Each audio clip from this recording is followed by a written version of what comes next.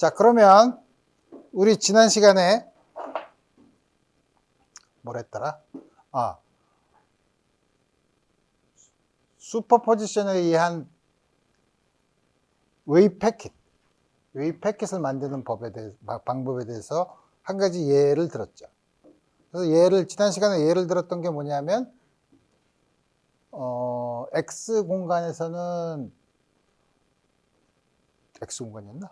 아니, K 공간에서 마이너스 K부터 K까지. 고마워요.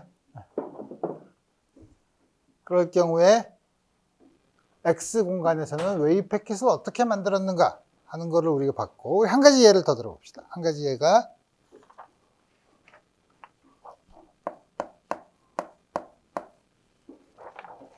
여기 갔다 온 학생 숙제.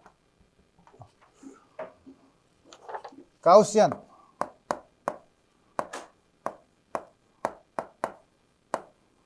웨이브. 역시 그러면은 어떤 식으로 우리가 나 자꾸 A라고 써.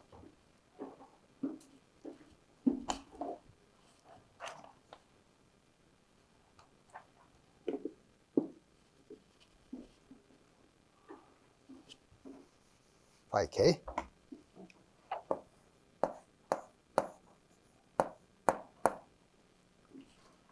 이투디 마이너스 알파 K 마이너스 K0의 제곱 over 2. 다음과 같은 진폭으로 주어진 K에 대해서. 그럼 우리 이건 어떻게 되냐면, 그림을 그려보면 K 공간에서 그림을 그려보면 이게 최대가 되는 곳이 K가 K0일 때죠. K가 K0일 때 다음과 같이 모양이 가우시안, 다음과 같은 엑스포넨셜리 감소하는 다음과 같은 형태로 우리가 가우시안 웨이브라고 하죠. 그래서 보면 이때요 가운데 half width 여기는 요게 대략 어느 정도 되냐면 우리가 잘 아는 것처럼 델타 K가 대략 스퀘어 루트 알파 정도 돼요. 다음과 같은. 그래서 뭐냐면 알파를 점점 크게 만들면 폭이 점점 작아지죠.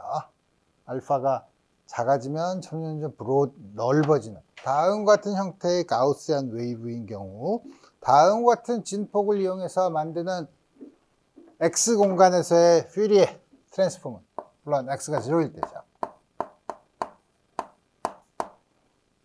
스퀘어 2파이 인테그랄 무한대까지 dk 마이너스 알파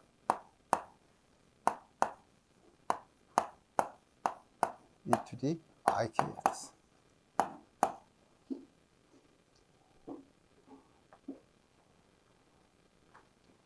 다음과 같이 주어지죠. 그래서 이거 계산하기가 복잡한데, 이거 변수를 이동을 시키면 q를 k-k0로 쓰면 1 over square 2pi 이게 어떻게 되나? 요거를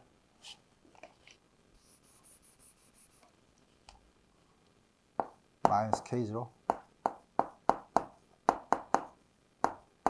이렇게 쓰면 되죠. 그러면 e to the k0x k에 무관한 걸 끄집어내고 인테그랄 dq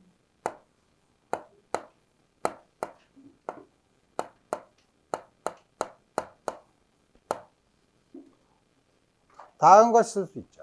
그래서 우리 여기서 테크닉은 요거를 지수를 완전 제곱을 하면 어떻게 되는 거야? 마이너스 알파 q 제곱 마이너스 i 알파 q니까 마이너스 알파 q 마이너스 하면서 뭐가 빠진 것 같은데? x가 빠졌죠?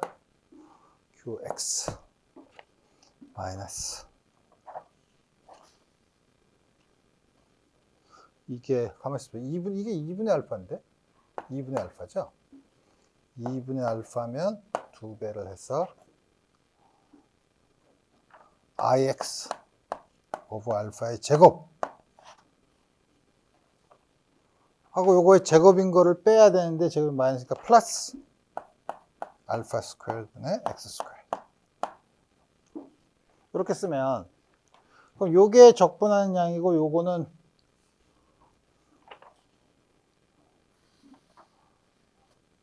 없으니까 e to the I k0x square root 2pi e to the I k0x 아주 썼고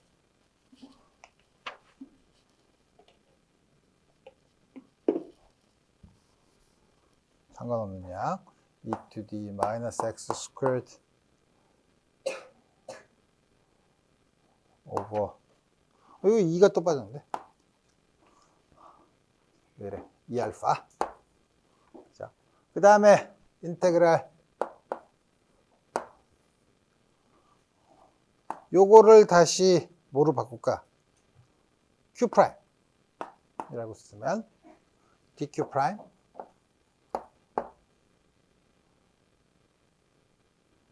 e to the 마이너스 2분의 알파 q 프라임의 제곱 다음과 같이 주어지죠. 물론 이 적분 구간도 바뀌어야 되지만 이게 워낙 크니까 다음과 같이 쓰면 우리 이 적분은 여러분들이 수리물리 시간이나 이렇게 가우시안 인테그랄에서 가장 기본적으로 나오는 양이에요. 이 양은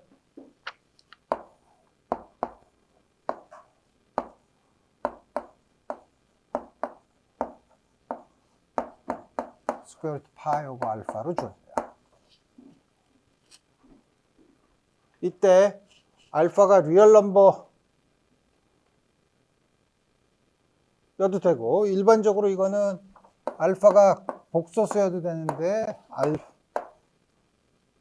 양수지. 양수이기만 하면 항상 성립하는 식이에요. 다음 거 쓰면 여기 있는 요 양은 어떻게 되는 거야? 요게 반이니까 스퀘어 루트 알파분의 2파이 스퀘어 루트 2파이가 없어지고 1 오버 스퀘어 루트 알파 e to the 마이너스 x 스퀘어드 다음과 같이 주어지죠. 그래서 물론 이건 실수지만 이건 컴플렉스 넘버예요. 컴플렉스 넘버니까 좀 이해하기가 어려운데 만약에 이거 리얼 파트를 취한다고 하면 요 엑스포넨셜 팩터에 코사인 k0x가 있는 거죠. 그건 어떻게 되냐면 엔빌롭이 가우시안이고 그 안에서 오실레이션을 하는 그런 함수죠. 여러분들이 1학년 때 디프렉션과 인터피어런스가 같이 있는 경우 곱한 거랑 비슷하게 나오죠. 그래서 이렇게 오실레이팅 텀이 있긴 하지만 여기서 보면 기본적으로 가우시안이 나오죠. 엔빌롭이 가우시안이죠. 그래서 우리가 흔히 그렇게 얘기해요. 가우시안의 퓨리에 트랜스폼은 가우시안이에요. 그래서 우리가 퓨리에 트랜스폼에서 가우시안을 많이 써요. 왜냐하면 트랜스폼을 해도 역시 가우시안으로 남기 때문에. 근데 이거를 그래서 우리 오실레이션 하는 거 보면 그렇지만 이 엔빌롭을 보면 엔빌롭에서 나오는 델타 X는 다음과 같이 주어지고 이 사이에서 이렇게 오실레이션 하는 거지만 델타 X는 우리 여기서 이렇게 됐을 때 요 앞에 있는 거였으니까 여기서는 대략 스퀘어 루트 알파로 주어지죠. 여기서도 역시 마찬가지로 uncertainty는 두 개를 곱하면 스퀘어 루트 알파 1 오버 스퀘어 루트 알파 오더 1 정도가 되죠. 그래서 우리 다음과 같이 볼 수 있다 이거예요. 자, 그래서 지금까지는 뭐냐면 t equal 0에서 phi k를 주면 다시 말하면 주어진 e to the I kx의 ikx 앞에 붙어 있는 앰플리튜드를 적당한 k의 함수로 주면 그거에 적당한 슈퍼포지션 중첩에 의해서 먼 곳에서는 상쇄 간섭, x가 0 근처에서는 보강 간섭을 일으키면서 역시 웨이브 패킷을 만들었죠. t= 0일 때예요. 그래서 그렇게 만들었어요. 만든 파동이 시간에 대해서 그럼 어떻게 이동하느냐 하는 걸 생각해 봐야 되죠. 그래서 우리 시간에 대해서 어떻게 이동하느냐 하는 거를 우리 생각해 보도록 합시다.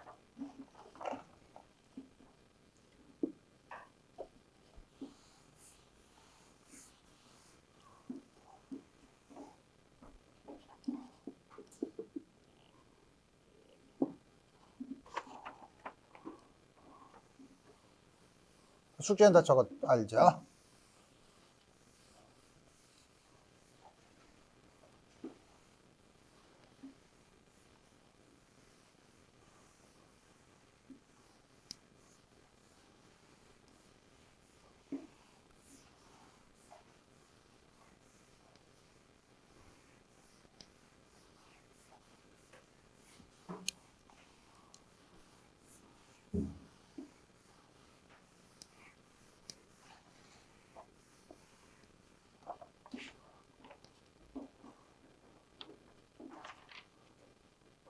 자, 그래서 다음과 같은 웨이브 패킷의 프로파게이션.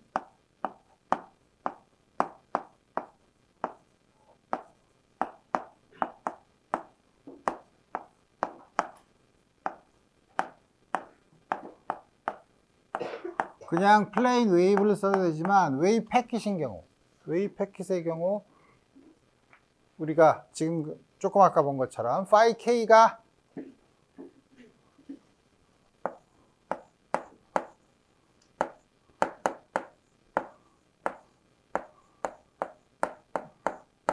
아까 본 것 가우시안 웨이브에서 본 것처럼 k가 k0 근처에서 아주 픽이 샤프 픽이 있는 경우 가우시안이라고 생각해도 좋죠. 이런 경우 뭐냐면 우리가 시간에 대한 이볼루션을 보려고 하면 e2d ikx에다 e2d i 오메가 t를 붙여야 되잖아요. 근데 오메가가 일반적으로 k에 대한 함수죠. k에 대한 함수인데 그럼 k0 근처에서는 k0 근처에서 익스펜드를 하면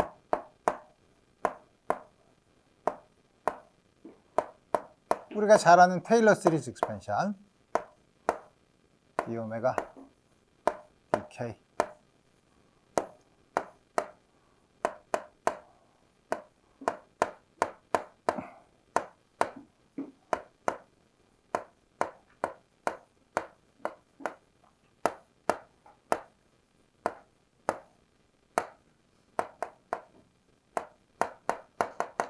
다음과 같이 익스펜션을 할 수 있죠. 그러면 우리가 시간 팩터에서 e2d ikx 오메가 t로 이걸 쓰는데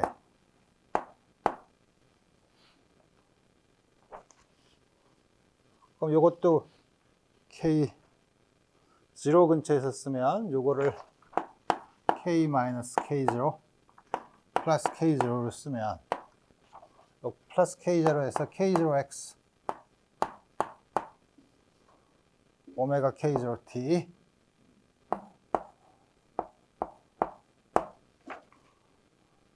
그 다음에 1차 항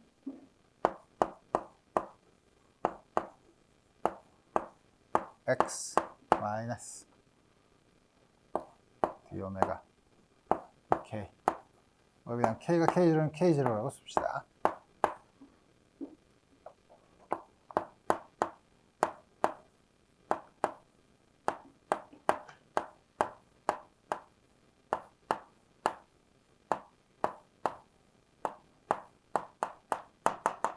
다음과 같이 쓸 수 있죠.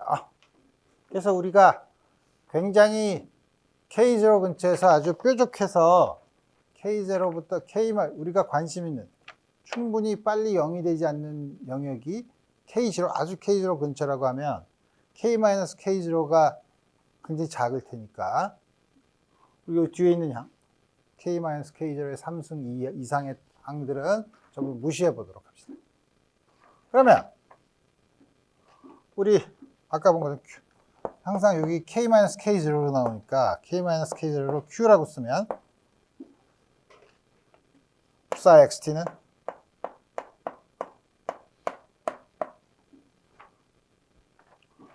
dk하고 그 안에 써야 되는데 1 over square root 2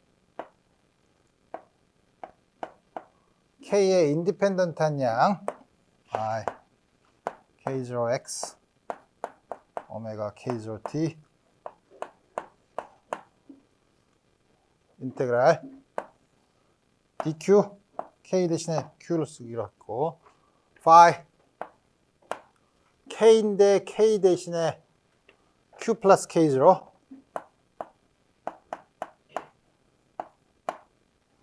e to the I 요걸 쓰면 되죠. q x 마이너스 요 양을 그룹 벨로시티 vg라고 쓸 거예요.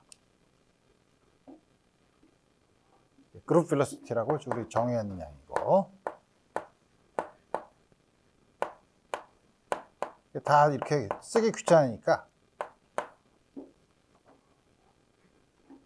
요 양을 이것도 다 쓰기 귀찮으니까 요거를 우리가 베타라고 씁시다. 그러면 q 마이너스 v0t vgt e to the 마이너스 I q 스퀘어드 베타 t over 2 다음과 같이 주어지죠.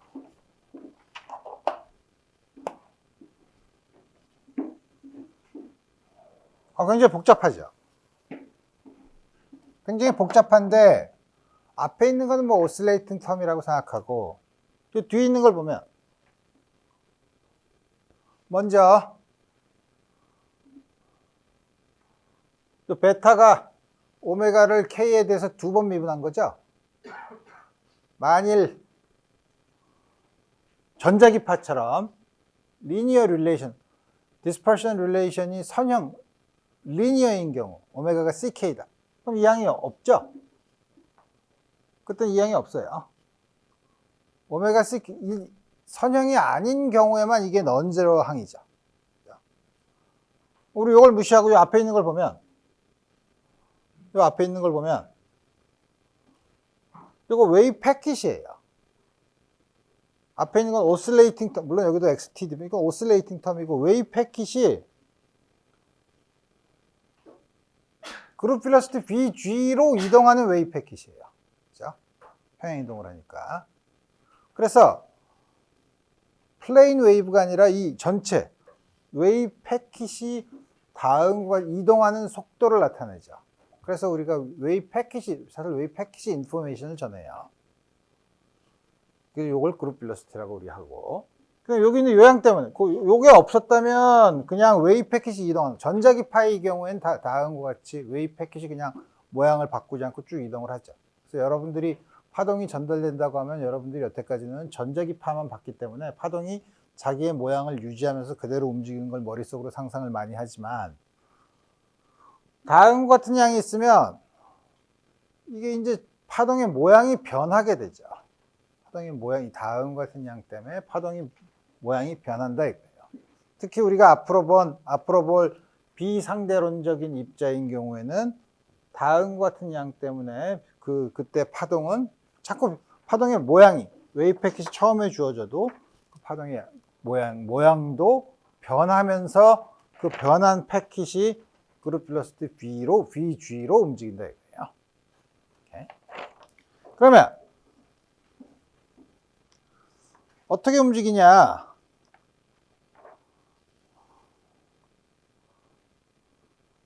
이제 여러 가지를 봐야죠. 어떻게 보냐? 그냥 얘기하기가 힘드니까 우리 아까 phi k가 k0에서 샤프 픽이 있다고 했죠. 근데 요거 하기 바로 전에 example에서 그런 양을 봤죠. 가우스յան 웨이브를 썼잖아요. 그게 k가 k0에서 알파가 무지 크기만 하면 샤프 픽을 가지고 있는 거죠. 그래서 우리 그걸 집어넣어서 우리 봅시다. 그걸 집어넣어서 보면 요거는 뭐냐면 k0만큼 이동을 했으니 마이너스 k0 다음 것이 이걸 집어넣으면 e to the 마이너스 알파 q 제곱 오버 2니까 q가 0인 곳에서 샤프 픽이 있는 웨이브죠. 우리 그 경우를 한번 봅시다. 그 경우를 보면 이게 어떻게 되냐면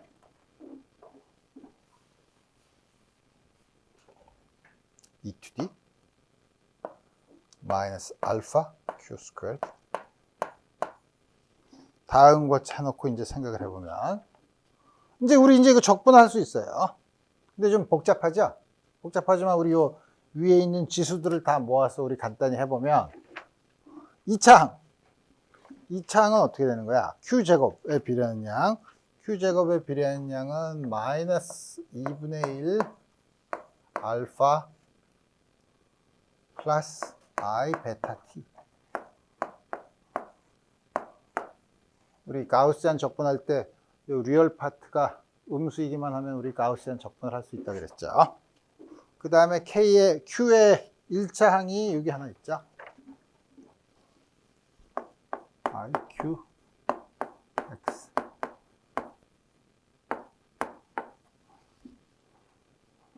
완전 제곱꼴로 쓰면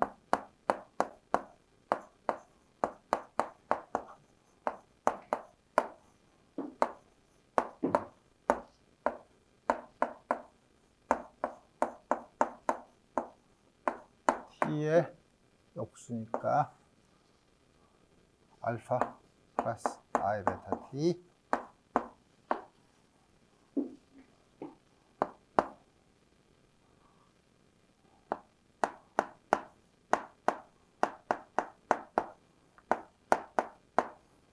이건 Q 마이너스 I X 마이너스 VGT T의 제곱. 그래서 이걸 빼야 되는데 i가 있으니까 더하기 x 마이너스 vgt 알파 플러스 I 베타 t 스퀘어. 다음 거 같이 주어지죠. 그래서 이걸 쓰면 여기 있는 요 양은 적분이 상관이 없으니까 맨 앞으로 가고, 여기 있는 거는 아까처럼 요거 쉬프트를 하면은 이틀이 마이너스 2분의 요거의 q의 제곱이죠.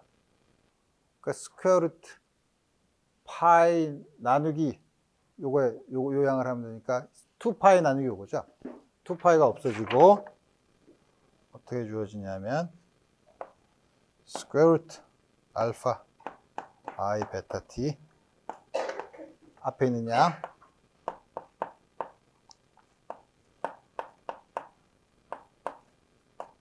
t 엑스포넨셜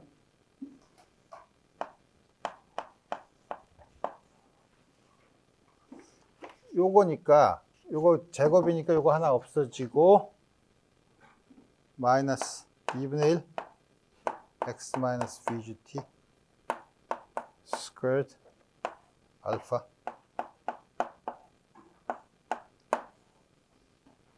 다음과 같이 줘. 복잡하죠.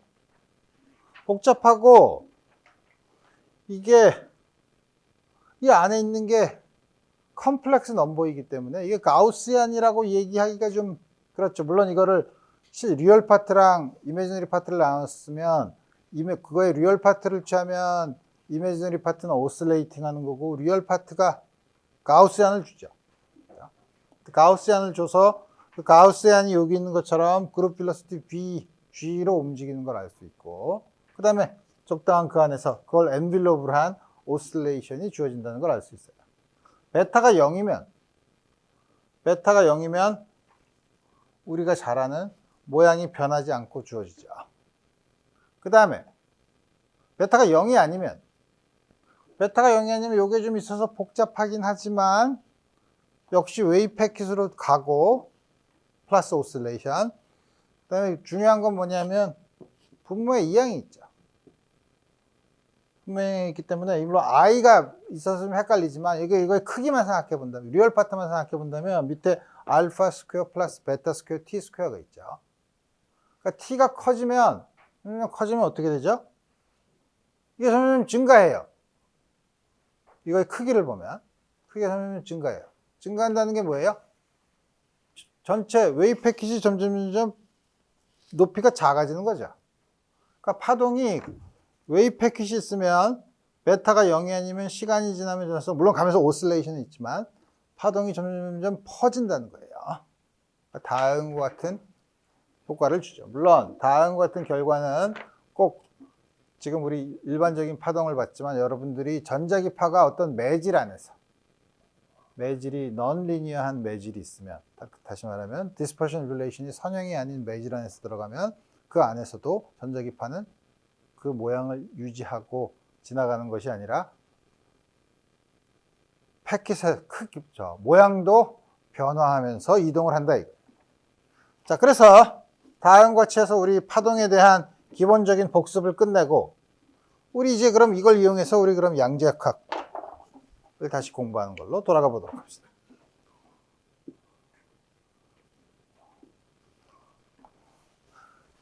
양자역학에서 다음과 같은 파동을 도입하는 게 어떤 식으로 도입을 하느냐 하는 게 굉장히 여러 가지가 있을 수 있는데 그 여러 가지를 나는 딱 한 가지 예를 들어서 그걸 거기에서부터 시작하겠어요.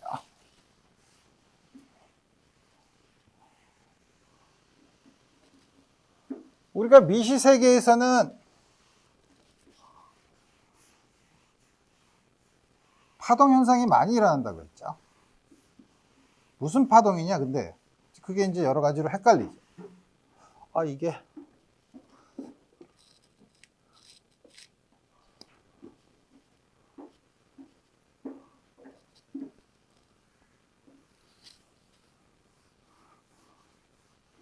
저기 아까 물을 적시러 간 학생이 정성스럽게 너무 물이 넘치지 않게 잘 적당히 촉촉하게 했는데 쓰다 보니 내가 너무 물을 많이 쓰네. 어쨌든 다른 것이. 자, 그래서 파동 현상이 많이 일어나는데 도대체 어떤 현상이 일어나느냐? 사람들이 많이 여러 가지를 얘기했지만 우리는 그럼 파동의 가장 큰 원리가 뭐냐면 슈퍼포지션 프린시플이죠. 두 개의 파동이 오면 한 점에 오면 두 개를 더하면 된다는 거죠. 그래서 우리 그 파동에 대한 성질을 아주 극명하게 보여주는 실험이 여러분들이 1학년 때부터 많이 배웠던 영의 더블 슬릿 익스페리먼트. 실제로도 하고 우리 머릿속으로도 보기가 아주 좋아요. 그래서 물론 파동은 여러분들이 잘 아는 것처럼 이중 슬릿. 물론 앞에 슬릿 하나가 있어서 코헤런트하게 만들고 레이저로 쏘면 그냥 이중 슬릿 쓰면 되죠. 그래서 다음과 같이 오면 한 점에서 이쪽으로 가는 거랑 이쪽으로 가는 파동이 여기 와서 스크린에서 요 점에서 보강 간섭을 일으키느냐 상쇄 간섭을 일으키느냐 하는 걸로 주어지죠. 그래서 다음과 같이 간섭 무늬를 만들죠. 그래서 간섭 무늬를 만드는데 여러분들이 1학년 때 일반 물리에서 이거를 배웠을 때 물론 맥시멈이 일어나는 위치, 미니멈이 일어나는 위치도 구했지만 인텐시티 프로파일을 구했죠. 이게 어떻게 인텐시티가 어떤 함수로 주어지냐? 그거 할 때 어떻게 하죠? 빛의 세기는 전기장의 제곱에 비례하니까 우리 여기서 나오는 슬릿을 1, 2라고 하면 1에서 나오는 전자기파의 전기장을 E1 여기서 나오는 전기장의 세기를 E2라고 하면 우리 여기서는 파동을 더하는 거지 세기를 더하는 게 아니죠.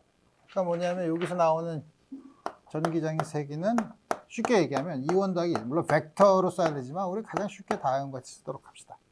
다음과 같이 쓰면 요 안에서 세기는 E1 플러스 E2의 제곱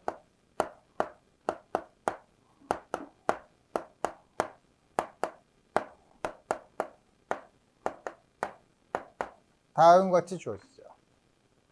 그래서 여기 빛의 앰플리튜드의 세기를 제곱을 했기 때문에 세기의 합이 아니라 여기 각각의 세기 인텐시티에다가 이 텀이 더 있죠.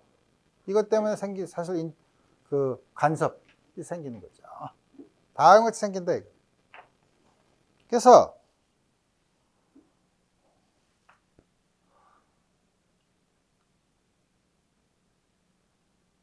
빛이 파동이라는 아주 좋은 예죠. 근데 우리 플랑크가 얘기했던 것처럼 주어진 진동수에서 그러면 미니멈 에너지가 존재한다. 그러면 우리가 포톤이 여러 개가 모여서 나간다. 포톤이 여러 개가 모여서 나간다. 포톤이 여러 개가 나가서 다음과 같이 되면 포톤의 개수를 줄여요. 머릿속에서. 포톤이 처음에는 이렇게 거시적으로 보려면 굉장히 많은 세 개를 줄여가지고 한 번에 하나씩 가게 만들어요. 한 번에 하나씩 가다 보면 하나가 대부분이 여기 막히고, 그죠? 어느 하나가 나오면은 여기 하나 있죠. 또 오랜 시간이 지나 하나씩 쏘고 또 하나 있으면 또 오래 있으면 이런 점들을 보면 인터피어런스 패턴이 안 생겨 보이죠. 머릿속으로 한 게 아니라 사실 실제로 실험을 했어요, 이렇게. 근데 이 실험을 하는 포톤을 하나 만드는 실험이 너무나 어려워서 실험을 굉장히 나중에 했죠. 이렇게 쭉 하다 보니까 별로 인터피어런스 패턴이 생기지 않지만 1000개, 10,000개, 10만 개, 100만 개 해보니까 이 포톤이 지멋대로 와서 부딪히는데 절대로 오지 않는 데가 생기더라 이거예요. 그걸 다 모아서 보니까 요 인터피어런스 패턴이랑 똑같이 생겨요.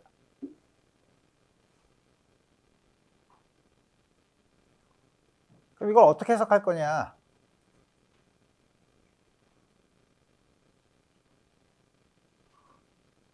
그러니까 전체 100만 개 중에서 만약에 여기 와 있을, 그럼 이렇게 여기에 예를 들어서 뭐 2000개가 와 있다. 그러면 100만 개 중에 2000개는 여기 온다고 할 수 있죠. 뭐냐면 광자 하나씩 쏘면 확률적인 해석을 할 수 있다 이거예요. 여기서 존재할 수 있는, 여기서 관측할 확률로 해석을 할 수 있다 이거예요. 관측할 확률이 뭐냐? 전기장의 세기의 제곱. 전기장의 세기의 제곱이 요 포톤 하나가 스크린에 도달할 확률을 나타낸다고 해석을 하면 된다. 해석을 하겠다 이거예요. 그러니까 파동이죠. 중첩의 원리를 만족을 하죠. 그래서 그 다음에 이제 사람들이 별짓을 다 하죠. 여기다 그러면 측정 장치를 놔서 빛이 여기로, 포톤이 여기로 지나갔나 안 지나갔나를 측정을 하면 인터페런스 패턴이 없어져요. 여기다 놓고서 측정 장치를 놓고 포톤이 여기로 지나가면 여기로 지나갔네. 측정 장치를 놓고 포톤이 여기로 측정하지 않아도 인터페런스 패턴이 안 생겨요. 측정하지 않았다는 건 일로 나갔다는 거죠. 그래서 그게 처음에는 굉장히 이상하지만 우리가 파동을 볼 때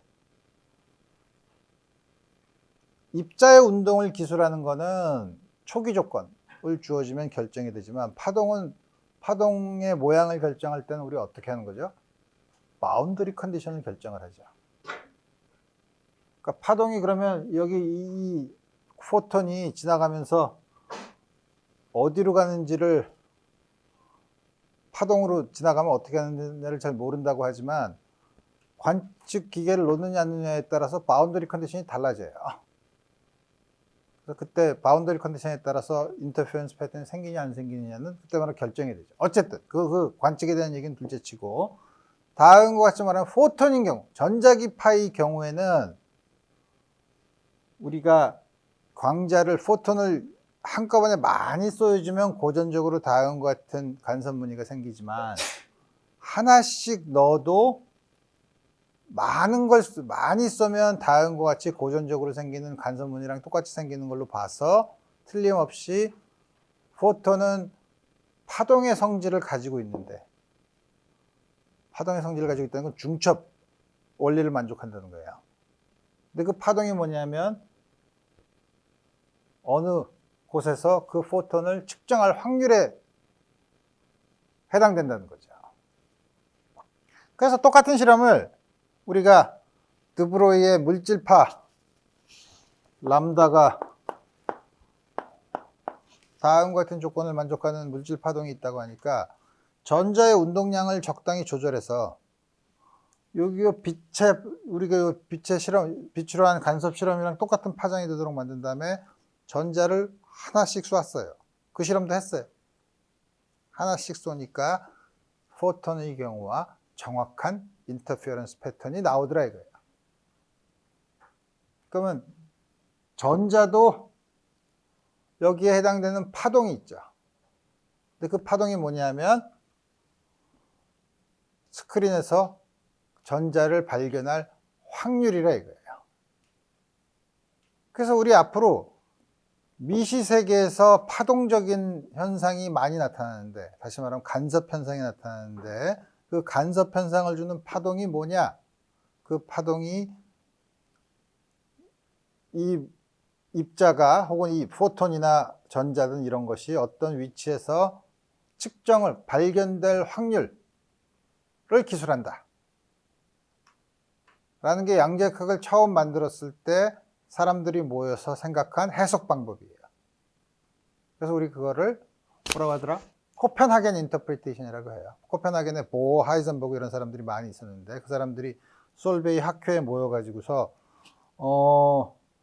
야, 이 파동이 다 물체가 존재할 확률인 것 같은데? 야, 근데 그 파동이 컴플렉스 넘버인데 어떻게 확률이냐? 그렇지. 그러면 그거 절대값을 제곱을 하면 되지. 그게 확률이라는 게 말이 되냐? 말이 안 된다. 아인슈타인은 야, 신이 어떻게 주사위를 던지냐? 그랬더니 보호가 옆에서 야, 신이 뭐 할지 네가 신 보고 뭘 해야 될지 네가 얘기하지 마. 이렇게 막 싸우다가 할 수 있는 방법이 뭐죠?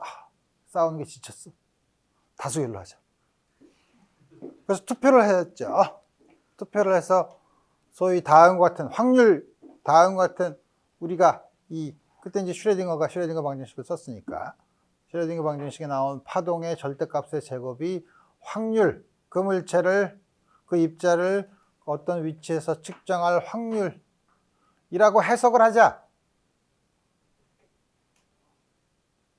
싫은 사람 나가. 아인슈타인 나갔죠. 남은 사람들끼리 그럼 우리끼리 해보자. 그래서 그때부터 지금까지 100년 동안 그 해석과 어긋나는 실험은 하나도 없었어요. 그래서 우리가 이걸 믿는 거예요. 그렇지만 물론 해석이에요. 굉장히 웃기죠. 자, 해가 여태까지 동쪽에서 떴는데 내일도 동쪽에서 뜨냐?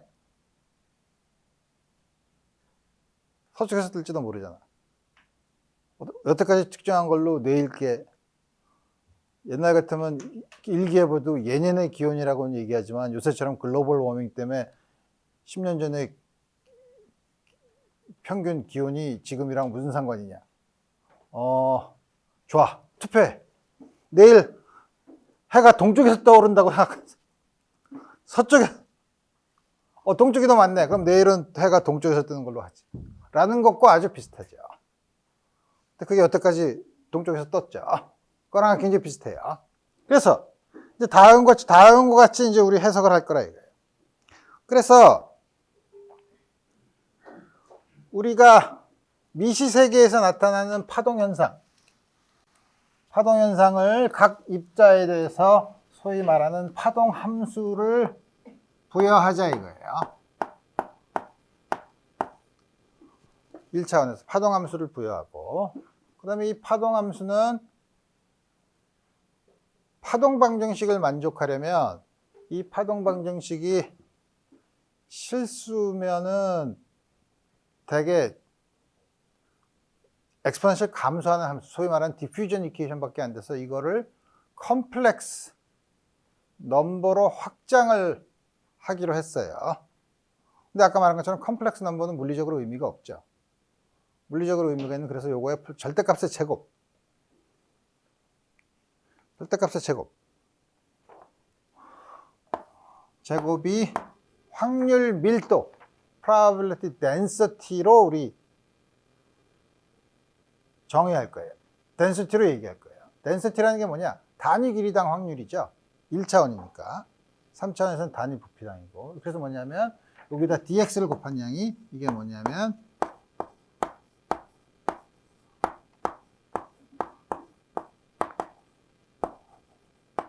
입자를 발견할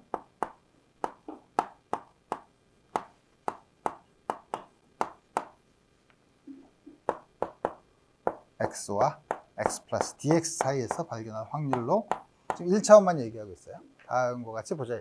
그래서 이 양을 확률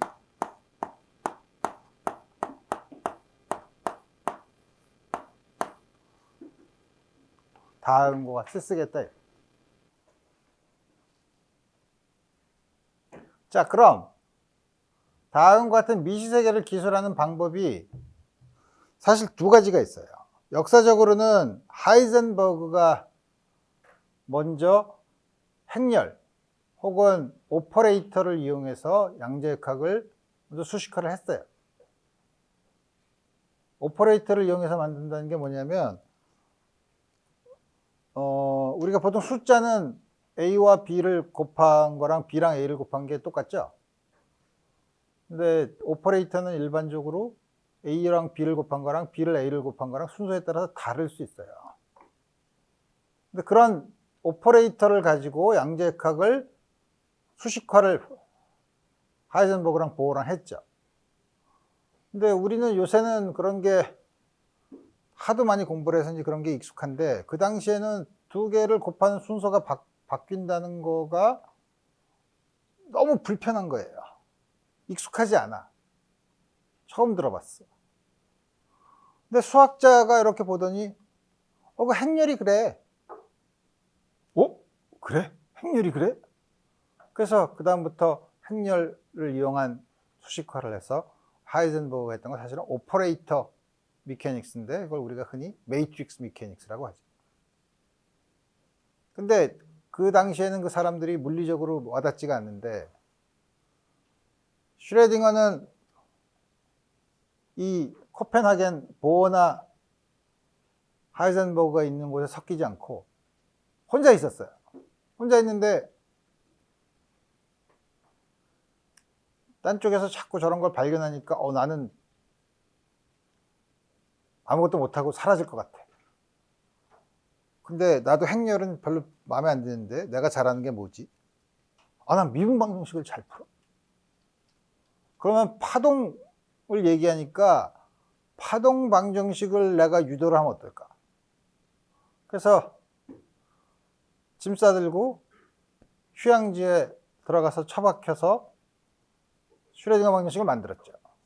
물론 혼자 간 게 아니라 내연녀랑 같이 가고 여러 가지 이게 있긴 하지만 어쨌든 그건 별로 중요하지 않고 하여튼 그래서 만든 방정식이 훨씬 더 우리 직관에 호소하기 때문에 우리 먼저 슈레딩거 방정식을 먼저 공부하도록 합시다. 슈레딩거 방정식을 유도하는 거는 유도라기보다는 어떻게 보면 짜맞춘 거긴 한데 굉장히 그럴듯해요. 그래서 우리 한번 슈레딩거 이퀘이션을 어떻게 유도를 했나를 봅시다.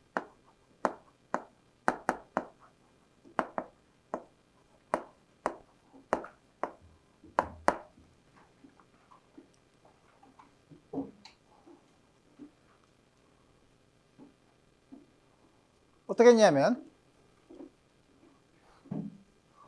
먼저 웨이브 패킷을 보면 우리가 이제는 이렇게 쓰면 어떤 파동, 이 파동이 물리적으로 무엇을 의미하든 간에 이것이 웨이브 패킷이라고 하면 이 웨이브 패킷은 적당한 플레인 웨이브의 기준 베이시스 펑션으로 쓰면 우리 항상 다음과 같은 형태로 쓸 수 있다는 거는 이제 여러분도 익숙해져 있죠. 자, 이제 여기서 웨이브에서 K랑 오메가에 해당되는 거. K 대신에 H 바 K. 다음 같이 쓰고. 에너지 H 바 오메가라고 씁시다. 이거 어떻게 쓰나요? 이렇게 쓰는 거는 이상하지만 우리가 여태까지 봤던 드브로이의 물질파 P는 H를 람다로 나눈 거죠. 람다가 뭐죠? 2파이 오버 K죠. 그러니까 K 나누기 2파이죠. 그래서 H 바 K죠. 그 다음에 이것도 플랑크가 했을 때 H 뉴였죠. 뉴가 2파이 오메가를 2파이로 나누는 양이니까 뉴 대신에 오메가 나누기 2파이를 쓰면 H 바 오메가를 쓸 수 있죠. 다음 같이 쓰면 여기 나타나는 K와 오메가를 그 입자의 운동량이랑 에너지로 다음과 같이 관련을 맺으면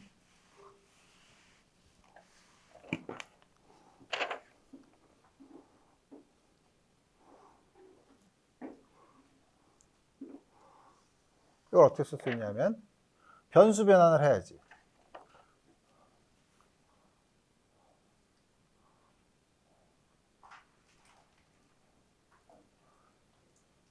dk는 h바분의 dp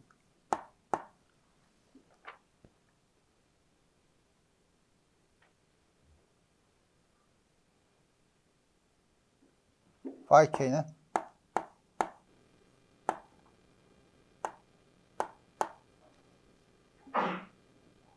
그리고 뭐 적당히 써도 되니까 p의 함수로 쓸 때 다음 같이 쓰면 두 개를 곱하면 어떻게 쓰냐면 스퀘어 2파이 h바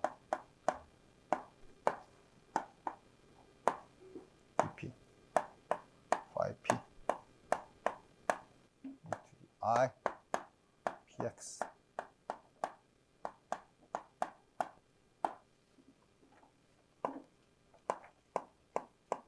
우리가 알았던 웨이브 패킷을 쓰는 형태에서 웨이브 넘버와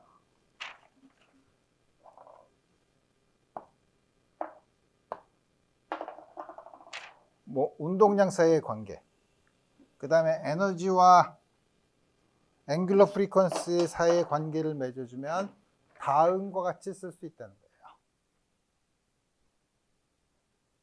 뭐 그렇게 대단한가요? 이제는 여기서부터 이제 피직스를 할 수 있죠. 자, 여기서는 일반적인 수학적인 표현이지만 이제 피직스를 할 수 있죠. 왜냐하면 입자에 따라서 에너지와 운동량 사이의 관계를 얻을 수 있죠. 그 다음에 또 이렇게 쓰는 순간 여러분들이 아는 것처럼 지금까지 봤을 때는 컨주게 스페이스가 X와 K였죠. 이렇게 쓰면 컨주게 스페이스가 X와 P예요. 자, 이렇게 놓고 이제 시작하겠다. 이렇게 놓고 뭘 시작하냐? 좋아. 이렇게 놓으면 좋은데 이거 어쩌라고? 가장 쉬운 것부터 해볼까? 가장 쉬운 게 뭐죠? 프리 파티클이죠. 프리 파티클의 경우 우리가 이걸 어떻게 하냐?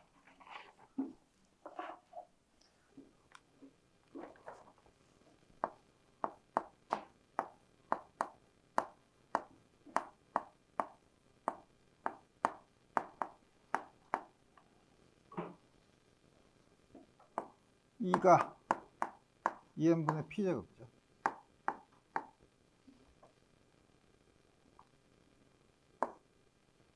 그룹 벨로시티는 d오메가 dk라고 그랬죠? de dp 분자분모를 h바를 곱해주면 n분의 p죠. 우리가 그룹 벨로시티가 우리가 하는 입자의 속도예요.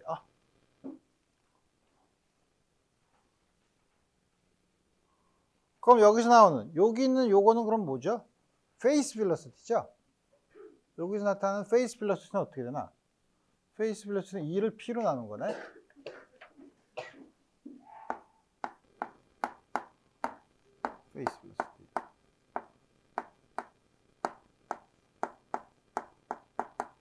왜 페이스 벨로시티인지 알죠? 이 페이스를 일정하게 만들려고 이동하는 거죠. 페이스 벨로시티는 어떻게 쓸 수 있지? 2를 P로 나누는 거죠. 2n분의 P죠. 그룹 벨로시티의 반이죠.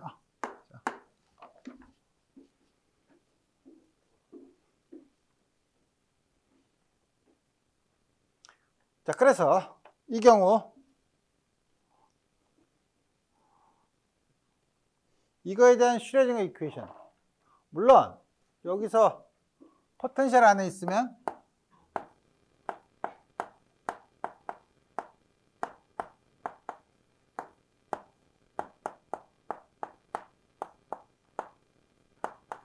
다음과 같은 관계가 있겠죠. 이거는 복잡하니까 우리 신경 쓰지 말고 우선 프리 파티클부터. 프리 파티클인 경우에 psi xt가 이게 만족하는 웨이브 이퀘이션이 뭐냐 이거예요. 웨이브인 것 같은데 웨이브 이퀘이션이 뭐냐를 한번 보면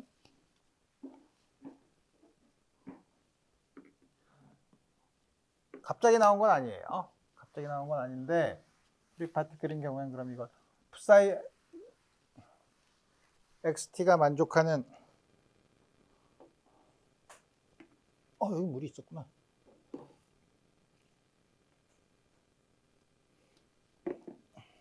미안. 여기 있는지 모르고 내가.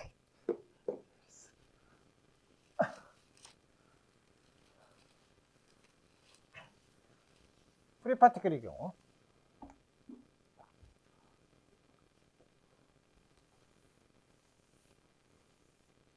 어떤 웨이브 이퀘이션을 만족하냐? 잘 모르잖아요? 잘 모르면 한번 미분을 해봐요. t에 대해서 먼저 미분을 해볼까? t에 대해서 미분을 하면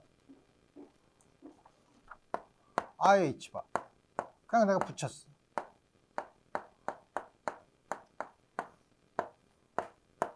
x와 t 함수니까 파셜 데리버티브를 취하고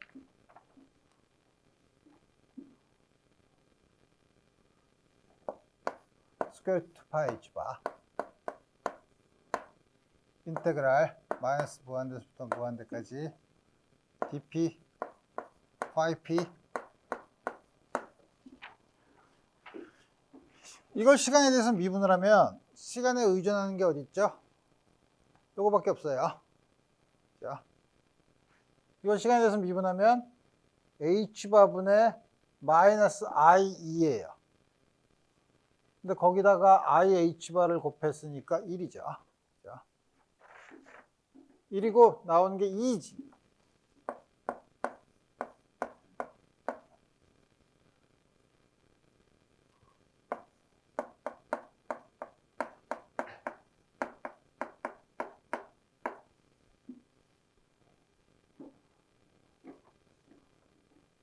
이걸 다시 쓰면 2가 2n분의 p 스퀘어라며.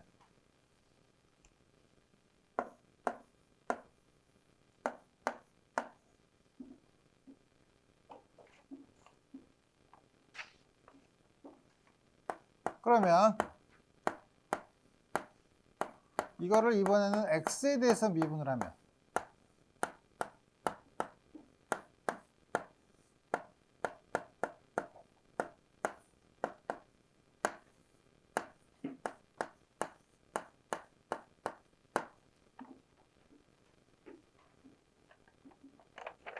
x에 대해서 미분하면 어딨죠? x가 어딨냐면 요거밖에 없죠.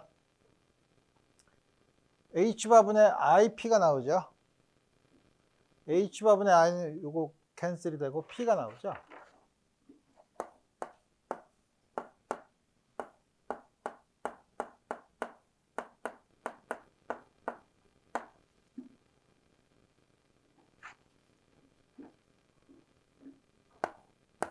한 번 더 미분하면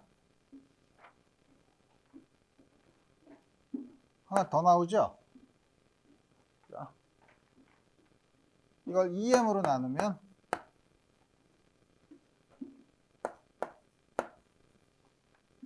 오른쪽이 똑같죠. 자, 그래서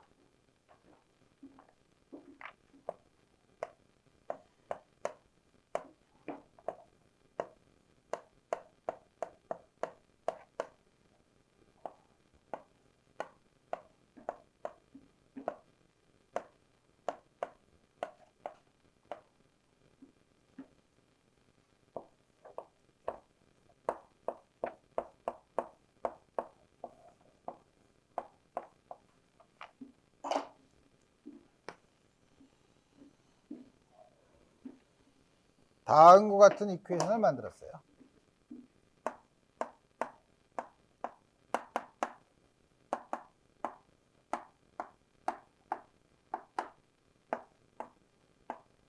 프리 파티클이요.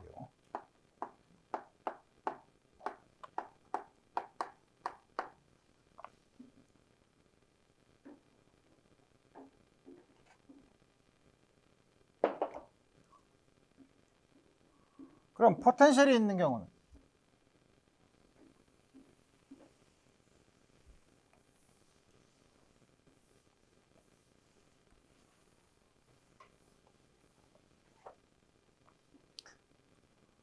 포텐셜이 있는 경우는 2n분의 p 스퀘어 다음과 같이 주어지잖아요. 그럼 여기다가 아까 에너지 대신에 2n분의 p 스퀘어를 집어넣었었죠? 플러스 vx가 더 있으면 되죠? 그러려면 요거에다가 vx만 더 곱하면 되는 거죠.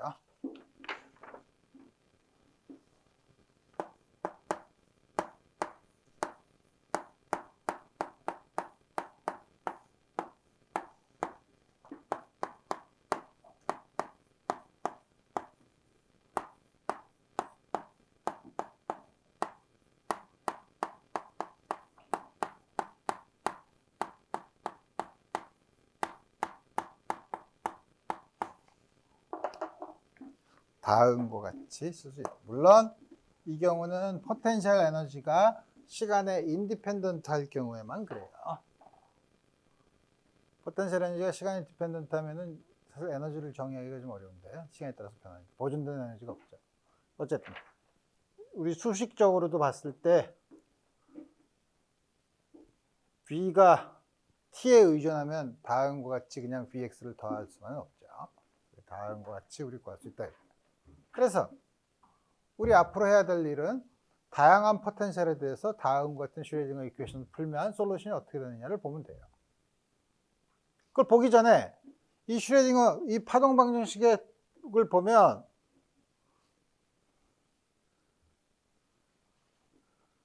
특징이 있어요. 특징이 있는데 첫 번째 그게 뭐냐면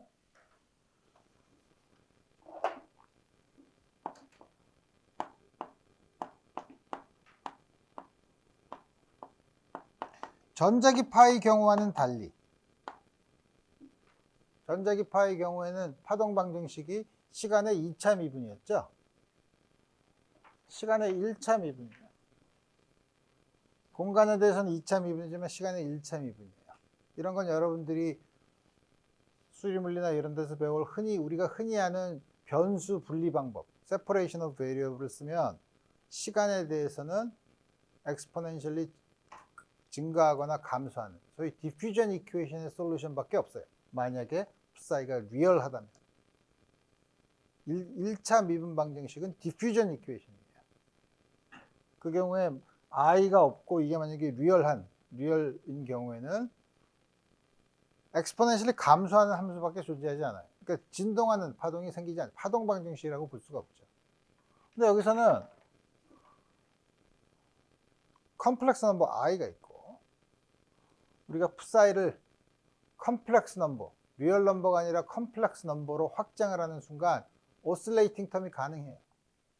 그래서 파동 방정식이 되는 거죠. 시간의 1차이면서 리얼인 방정식은 절대로 파동 방정식이 될 수 없어요. 다음과 같은 양이 주어지고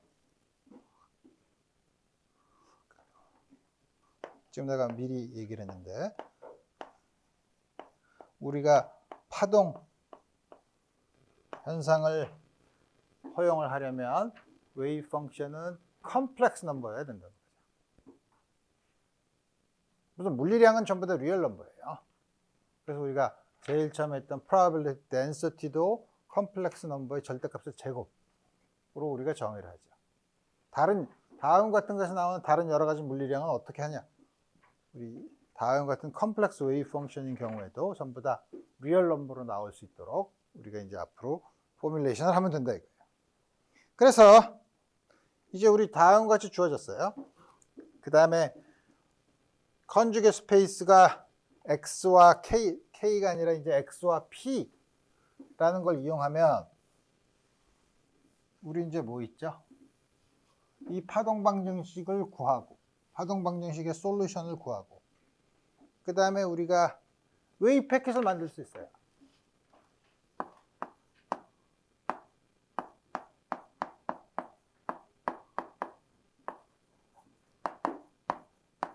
이게 이니셜 컨디션이죠.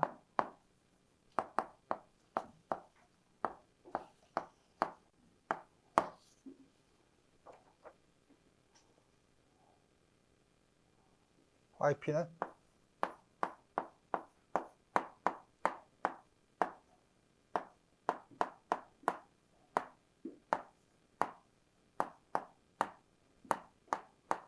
앰플리튜드는 다음과 같이 주어진다. X와 P가 컨주게이트 스페이스라고 하는 거는 H바가 더 들어온 거예요. 퓨리에 트랜스폼과 인버스 퓨리에 트랜스폼의 앞에 있는 계수의 곱이 2파의 H바분의 1이기만 하면 돼요. 퓨리에 X와 K의 퓨리에 트랜스폼의 앞에 붙어 있는 계수가 2파의 분의 1인 것처럼. 근데 거기에 P가 H바 K니까 H바가 더 붙어서. 근데 우리 양쪽을 다 X와 K일 때 스퀘어 루트 2파의 분의 1인 것처럼 양쪽을 대칭적으로 집어넣은 것처럼 여기서도 H바를 양쪽에 다 집어넣을 거예요. 스퀘어 루트 H바씩. 다음과 같이 쓰기로 하겠다 이거예요.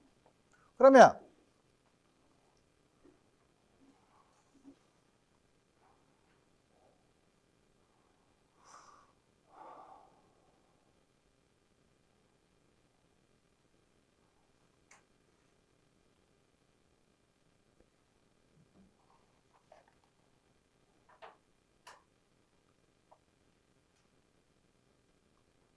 여기다가 우리가 아까 푸사 X제로를 어떻게 썼었죠?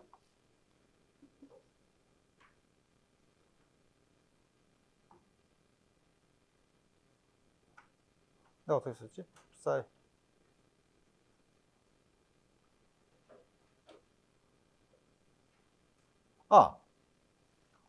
푸사 X는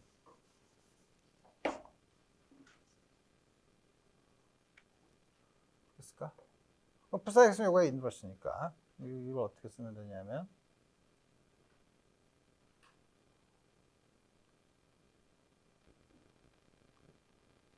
내가 뭘 하려고 그랬더라?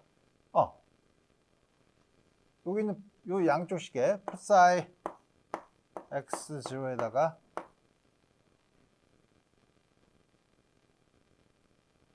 어떻게 하면 되나? 여기다가 요거 쓰면 요게 정하고 여기다가 내가 왜 헷갈려 할 필요가 없는데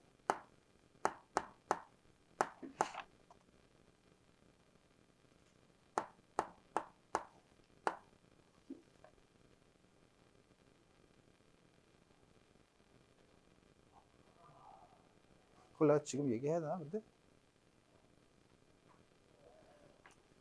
얘기할까? 말 나온 김에 얘기를 합시다. 이렇게 쓰면 푸사 X0는 스퀘어 루트 파이 H바 인테그랄 dp yp e to the I px over h바야.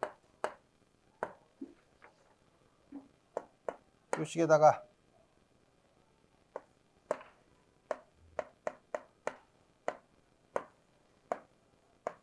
phi p 대신에 위에 있는 걸 다시 집어넣으면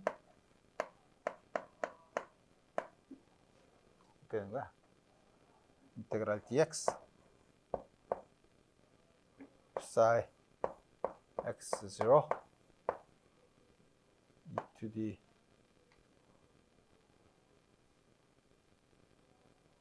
phi p 대신에 이걸 쓰고 이걸 phi 프라임이라고 쓸까? 그래도 상관없죠. phi p 프라임이라고 쓰면 다가 phi p 프라임 대신에 위에 있는 걸 쓰면 p 프라임 왜 이렇게 헷갈린다.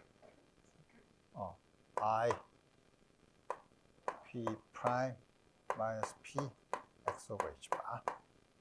다음과 같이 주어지죠. 그래서 우리 보면 여기는 요거. 요게 우리 지난번에 보면 요게 없는 K 마이너스 K 프라임 X가 2파이 델타 X 마이너스 델타 P 마이너스 P 프라임이었죠.